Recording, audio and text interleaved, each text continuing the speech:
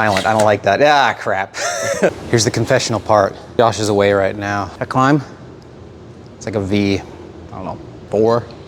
I wanted to feel really good about setting it and feel good about it, so I failed on it on purpose. And I hope it does wonders for a self-shoot. Hey, Josh, how's it going? And nothing, I was just making sure the lens was clean. That's good. It looks good, yep. This thing on.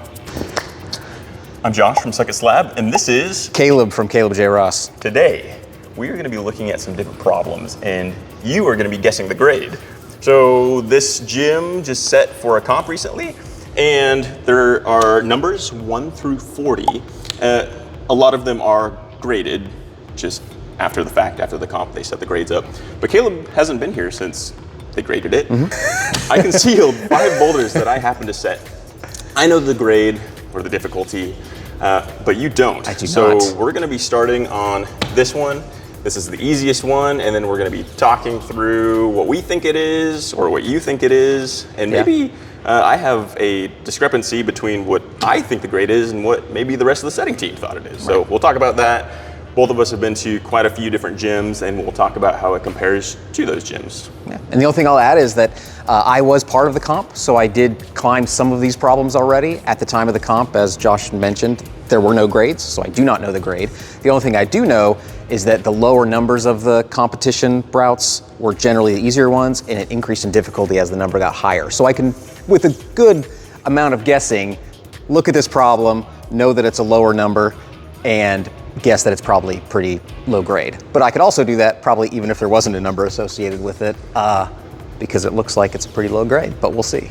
Call me Caleb Vermin Ross. I'm gonna figure out these grades. So how are you gonna feel if I'm way off as the setter? Are you gonna be, is it just gonna confirm that climbers are ignorant and setters are smart?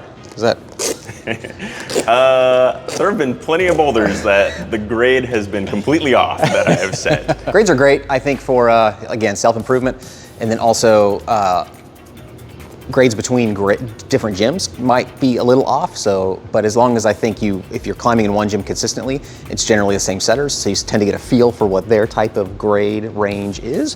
But I'm not gonna lie, it is cool to climb in a new grade for the first time. Like, it does feel good. So it's irrelevant to this project because I'm assuming, just looking at it without touching it, definitely a lower grade. I'm gonna say like probably, my gut would say like in the 0 to 2 kind of range, because volumes, especially at that angle, are always really good to hold. So anytime I see those kinds of volumes and a lot of those kinds of volumes, I can generally assume it's probably gonna be a pretty straightforward climb. So I don't know, I'll give it a quick climb, hopefully quick, we'll see. and then I'll give it my official grade, how about that?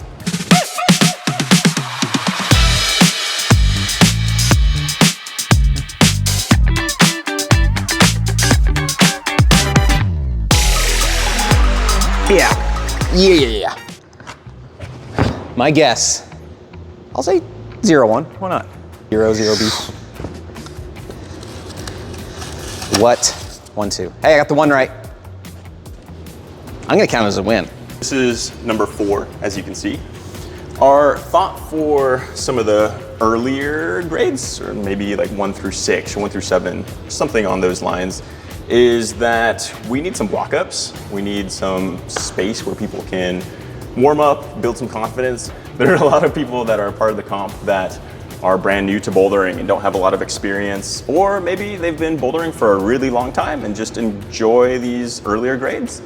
So we just tried to set something for everybody, but still make it interesting. So this is supposed to be maybe like a 1 as a climber who's climbed at a lot of other bouldering gyms in the Midwest and elsewhere. It's probably comparable to a lot of other gym 1s. It's on this slight overhang, which is really hard to tell on camera, but just very slight overhang. There's some intimidating giant blobs on it. I also know a bunch of other gyms that would give this like a VB, like a V beginner. And maybe there's some other gyms that would give it like a V3, I don't know. But we're somewhere in the middle of those. And of course, if you're outside, I don't know, -1. Just kidding. But it's an indoor grade relative to other indoor sets. Yeah, I've seen very few cheetah holds on outdoor climbs a couple times. It's weird. All right, let's just check out this angle. So you can see it's on a bit of an overhang. And again, from this angle, you can tell that's a pretty steep overhang. But from this angle, check this out, you can hardly tell. That looks a vert or slab from this angle. And that's just one of the other reasons why it's really difficult to grade when you're just looking through a camera lens. But we're gonna try to give as many angles as possible. Cameras literally squash 3 dimensions into 2 dimensions. That's why they say you gain 10 pounds on camera. Looking at this, so first of all, I will say this probably goes into some of the grading like subjectivity, I guess, is I can already tell this is my style. I love an arete, I love heel hook opportunities, so naturally I will climb more of those, meaning these tend to be a little bit easier for me than maybe if I were a completely neutral climber. So already, if I can climb it, and I might be willing to say, oh, it's a lower grade than it really is, but I have to try to be objective. Anything on an overhang is gonna be tougher than, I guess, a lower grade problem.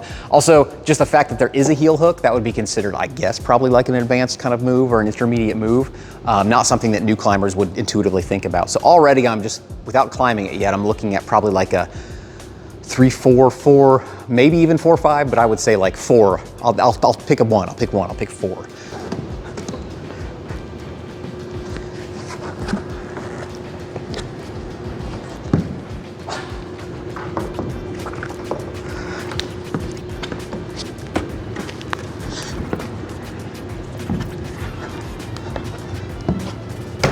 Yeah, I love those. Yeah, I'll say 4. V4? Yeah. Okay.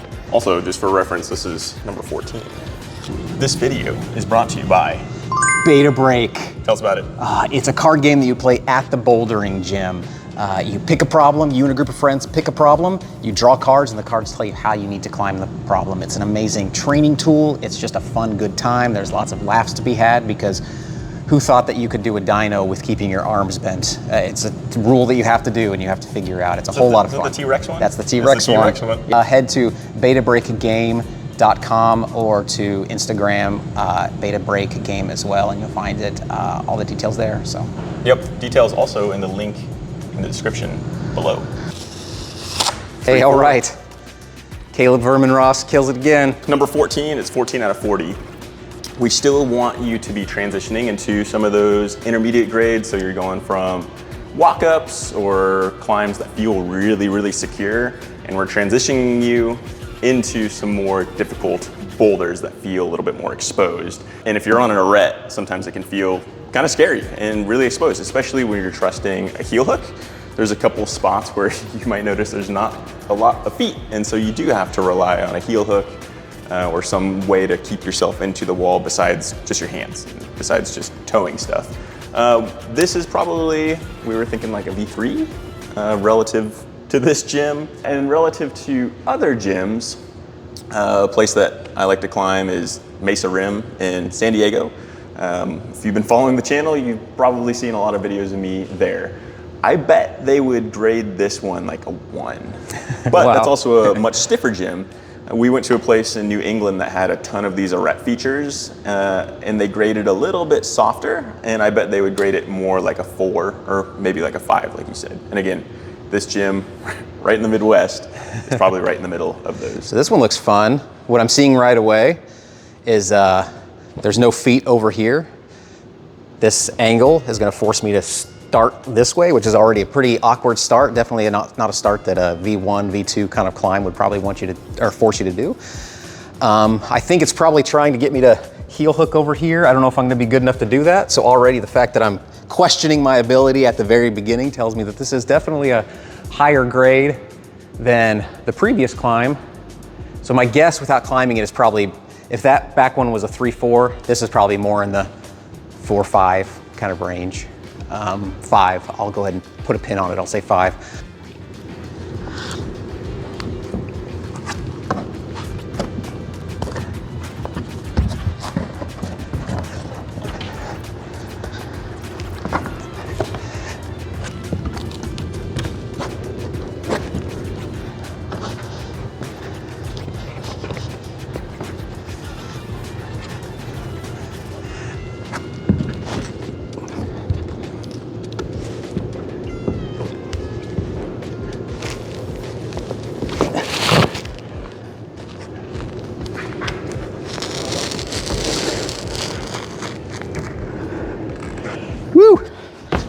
Yeah, I'll stick with it. I'll say 4 or 5. That was some whack beta. Let me show you. Show me the intent. I'm in my tennies, but you can just wedge your heel in there. And then just move forward like that. That seems way more reasonable. The heel box of these tennis shoes are way thicker than climbing shoes, but normally with a climbing shoe, it feels really secure to throw a heel in there, but you didn't want to trust that. I don't know why I was so against doing that, but... did you say 4 or 5? I'm gonna say 4 or 5-ish. Okay, Yeah. all right. Number 20.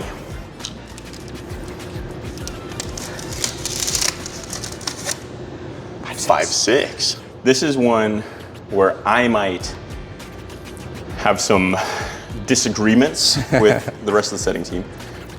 But the rest of the setting team is super valid, super strong, super knowledgeable, super experienced, and they might be right. But here's my thought. I think this is more in the 4. And I say that, number 1, potentially because of my height. Number 2, potentially because of my wingspan. For some of the other setters who are much shorter, when they get the heel, they have to do like a full rock over and grab this undercling here. And so it's a little bit more insecure for them, whereas it feels really secure to me. The other thing is when they step up and have to grab that jib, they have to do more of a committing, almost like a dead point from that jib and then grab the top. Whereas for me, I can just kind of reach it. And so I understand why somebody a little bit shorter would find it more difficult. And that might be a flaw in my setting. But all in all, whether you're short or tall, I've seen a lot of people really enjoy this problem. But that's also why you would get a consensus to begin with, right? I mean, I would guess, I'm not a setter, you've been a setter, not me, but you rarely would let one person say, this is the grade with no conversation. It's a consensus, right? Yeah, so our setting team is comprised of 4 climbers, 2 female climbers, 2 male climbers. 2 of the setters are more like 5'4", and then one of the other setters is like 5'10", and so very varying heights. And all of us forerun or climb all the boulders before we tag them, before we say they're good to go, just so that we try to make it comfortable or doable for different heights, varying heights, so that it's not impossible for somebody who's like 5'2", and super easy for somebody who's 6'0". Sometimes that's just how it happens, unfortunately. You can't set for every single climber, every single body type, I suppose. But sometimes it's just the truth, where it is a little bit harder for shorter climbers, yeah, unfortunately. This is an interesting one too, where that first move that you did with the heel, you acknowledged at the beginning that might have been a little bit easier for you as a taller climber.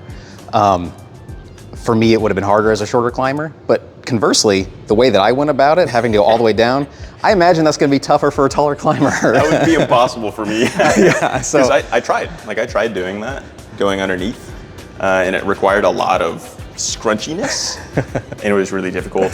Whereas one of the other setters who is shorter did that beta and said it was a similar difficulty to the other way. Ideally, you'd be doing the same move with a similar intensity level between short and tall climbers, but again, it is what it is. This next one is probably one of my favorite sets, actually, and it is 29. I'm gonna say this. I did get this problem the day after the comp. Didn't get it during the comp. I got it the day after the comp. And I'm only saying that now to tell you that no matter how much I fail on it now, I did get it, I promise. So I have a sense for how hard it gets and how hard it is all around. But I barely got it, so. And we can check out your YouTube channel, Caleb J. Ross, for the Send. Yes. But I have full faith that you are going to crush this problem. Wow, that makes one of us. One of the fun things to watch as a setter is seeing how people do it differently. This one has some very unique beta.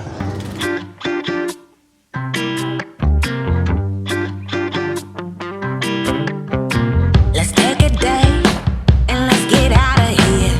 You pick the place and I will get you there. You want it all, both the truth and dare. I want that good life. We only got one care. Yeah, yeah, yeah, yeah. We're gonna get free.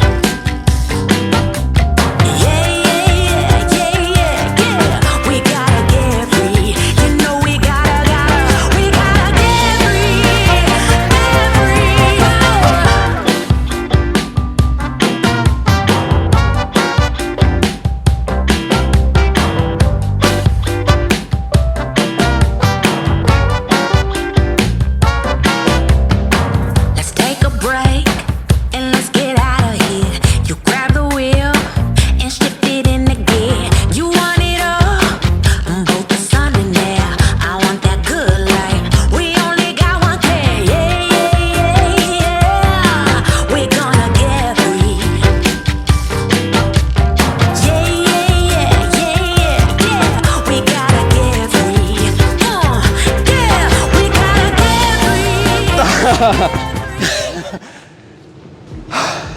The toe hook was not how I did it last time. You threw a heel up there, didn't you? Also, that stupid down climb, if that was not there, I think you would have got there. Yeah. Oh man, that felt good though. Like honestly, because when I first climbed it, I did think about the toe hook, and I kind of wanted to see if it'd work, and I think it went. I think it would go. Yeah. But I'm way too drained to try that again. But that was a fun climb. Yeah. If you want to see Caleb complete the finish using a crazy high heel up there, go to his YouTube channel. Check it out. Yeah. So what do I think of the grade? Well, this is me being self-deprecating, but reasonably so. If I'm able to get that close without really warming up at all, that tells me it has to be like 5-6 range at tops. But I also know how long it took me to get it the first time. So I'm gonna say like high 5, 6, so 6, closer to 6. And for me, that would be cool if it's a 6. So that's what I'm gonna say, 6. Okay. 7-8. Look at that. I'm the king of the world. I'm okay that I got that one wrong because that feels good. That feels good. Again, we talked about grades earlier. 7/8 is a grade that I'm still proud of getting because 7/8s are usually beyond my means. So that's awesome. Tell me about it. Tell me about this amazing climb that I suddenly love for some reason. So you all in the comment section are gonna say, oh, I could just campus it from here to here. And you know, maybe you could, and maybe you're like, oh, I could grab like a funky heel or something like that, or a heel hook. At the comp, nobody broke the beta except for one kid, and no taller than 4'9". And what that individual did was, he just sat on. He the like thing. did like a weird like almost bicycle with his hands. So he was like pulling up and pressing down, and then kind of super flagged out with his feet. Like it was really impressive. And he's a team kid, super strong, really cool guy, and he was the only individual out of like over 100 climbers who broke the beta. And even after the fact, after the comp, I still haven't seen anybody break the beta. You get a heel toe cam here, and you just walk your feet up like this. Another valid start that's a little bit different, but still gets you to the heel toe cam. A person did a handstand and walked their feet up, got the heel toe cam, and then did a valid start and then walked up. So same end, same getting the heel toe cam, but besides that, didn't see any broken beta. Also, this little ghost swap, everybody had to do that as well. And so there's a couple of really showy moves, really interesting moves that are weird. And as far as our setting team goes, we wanted to reward people who are able to complete those 2 specific moves. So heel toe cam, ghost swap, and then high heel. And for a lot of people, it is more enticing for them to climb a boulder or workshop a boulder if it is a grade that is higher than their normal sin range. As far as difficulty goes, I could see somebody arguing that it's like in the 6 range. But I could also hear a lot of people arguing that it's in the 7. I think it's a 7. I think it's a solid 7. I think the secret difficult move, and you probably saw me struggling on it, was one, this foot down here, which you want to get a heel into. You can't really see it when you're over here, so you kind of have to estimate. You can sort of use this line as a guide to tell you where to put your foot. But even then, once you get your heel in there, it doesn't feel like it's actually in there, so you kind of just have to trust it. And that led me to desperately reaching up one arm to that pinch right there, and then trying to get my other arm up to that pinch was hellacious. I can't do like one arm pull-ups, but that's what it felt like I was being forced to do, was a one arm pull-up. Also during the comp, a person was on their flash attempt, got here, did the ghost swap, grabbed here, and then grabbed this hold. And then all everybody heard was, oh, it's dual tech. And they slipped off, and Yep. it's dual tech, it's slippery. This is dual tech as well because that's what I was stepping on. And it just, even though the surface is flat and nice and solid, the mental game is that because it's dual tech, it's gonna be scary to stand on and put your weight on. So there's mind games going on up there in addition to the physical games. Do we have another one? We have the last one. Shit. So Ill sent this gym a bunch of climbing holds for the comp, and we got to use these poop brown climbing holds. They look like big turds, but they are amazing holds. It is such a thick pinch, It is chunky. If you have big hands, it can be a pinch. If you don't, then it's a kind of a sloper. It starts underneath here and it's 36, and you can see a lot of chalk on that start. There's not much going on in the cave, and then you come out of the cave and the top is a terrible foot chip with no lip. Knowing that this is 36, higher than that last one we looked at, that tells me it already has to be at least, it doesn't have to be, but my gut tells me that it would have to be around the 7-8 range. Although it is close to 40, so maybe it's a little harder than that. And what's interesting about it is that when you look at those good holds that Josh so nicely pointed out, you look at just those holds and you're like, this can't be that hard. This looks like a pretty straightforward problem. The big crux though is this is a giant Lachey dyno, which if you don't know what a Lachey is, I would say stick around to find out, but chances are even when I try one, you're not gonna really know what it is because I can't do them very well. But a Lachey over to these volumes and then a jump up to that, so it's fairly coordinated. I also see maybe there's a lot of chalk up underneath the roof, so I'm imagining some people are probably kicking up to here and just pressing and sort of being a little bit more slow with it, which probably makes sense. But I'm gonna try a Lachey. I'm gonna put chalk on my fingers as though that matters.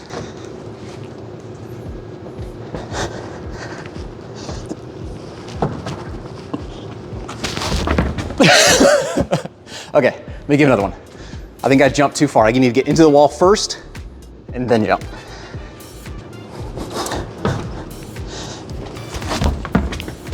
God dang. Let me just jump from here and see what that at least feels like.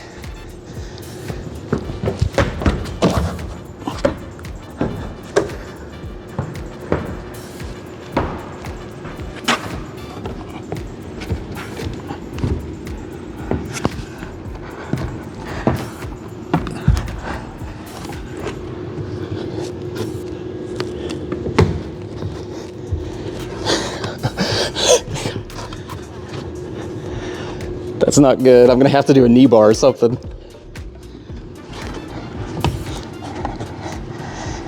Nope.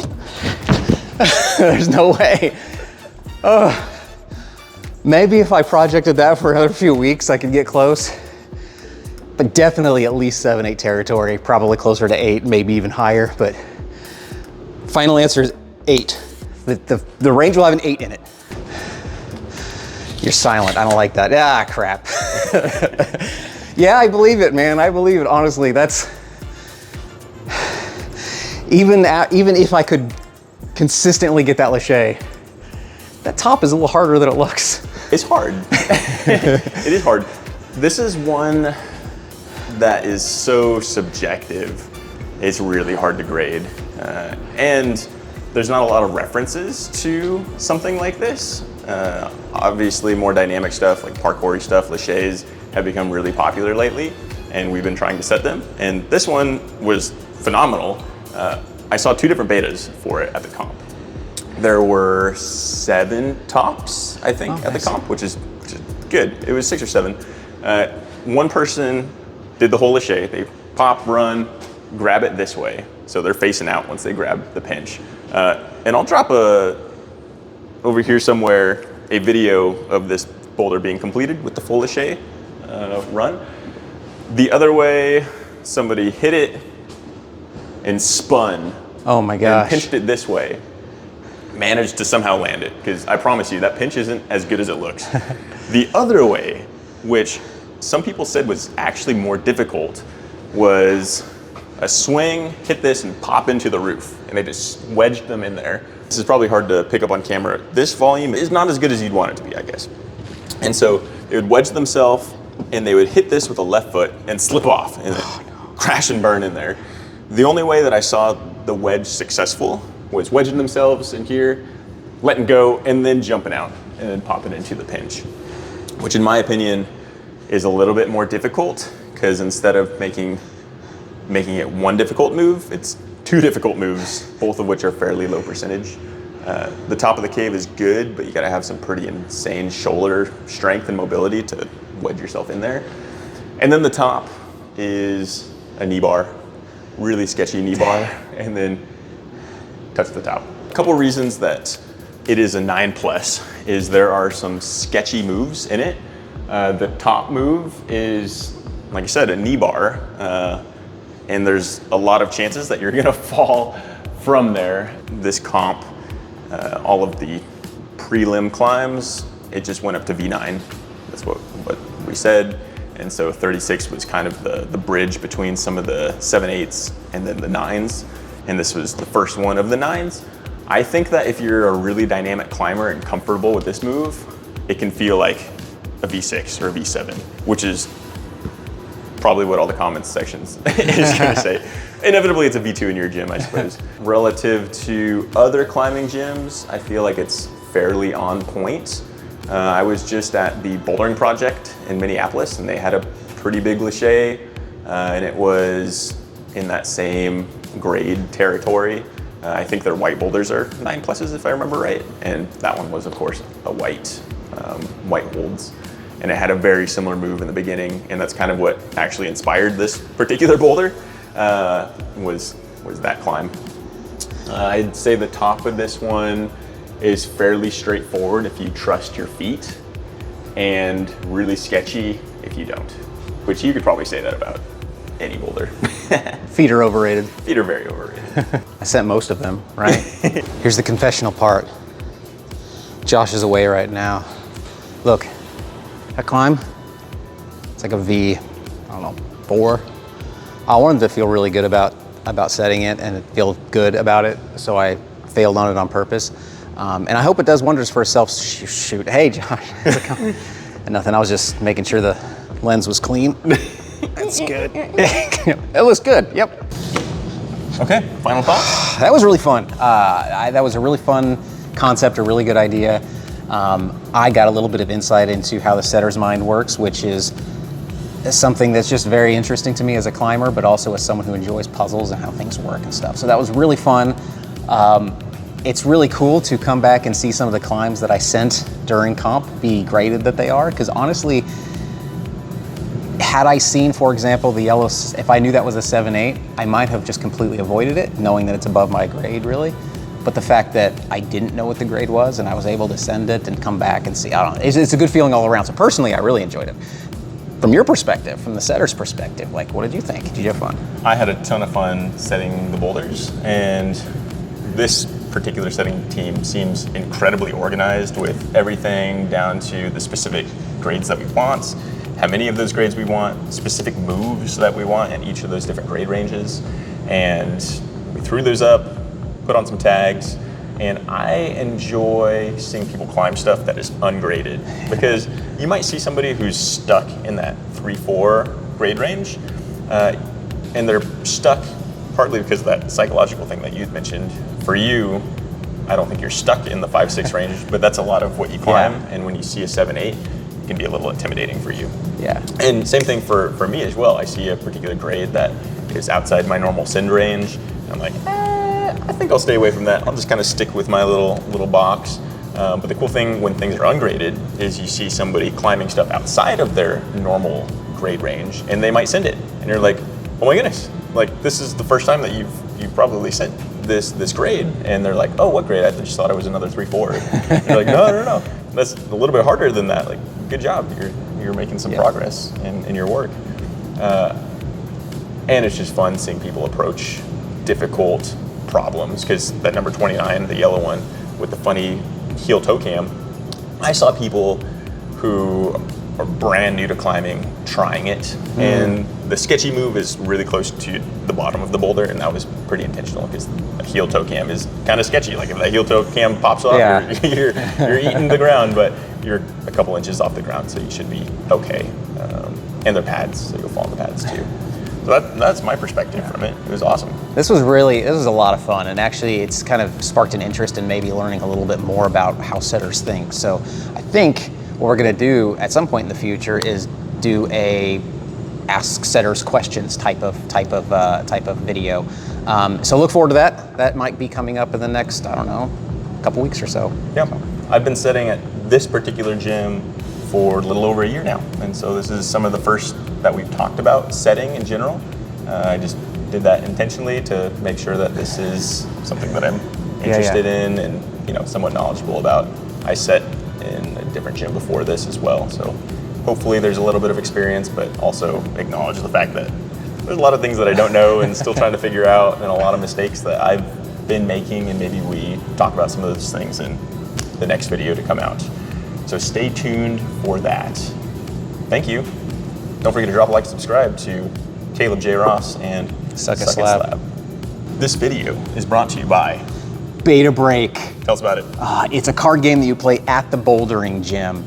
You pick a problem, you and a group of friends pick a problem, you draw cards, and the cards tell you how you need to climb the problem. It's an amazing training tool. It's just a fun, good time. There's lots of laughs to be had because who thought that you could do a dyno with keeping your arms bent? It's a rule that you have to do and you have to figure out. It's a whole lot of fun. Is that the T-Rex one? That's the T-Rex one. T-Rex one? Yeah. It's a card called T-Rex. There's also a card called sitting in a chair or chair. Yeah. So you have to keep your legs bent at all times. A lot of the cards are not things that you should be doing as a climber, but are super fun because you know they're against climbing technique, and it's fun to sort of just relish in that a little bit. So it's really fun. Head to betabreakgame.com or to Instagram, Beta Break Game as well, and you'll find it, all the details there. So. Yep, details also in the link in the description below.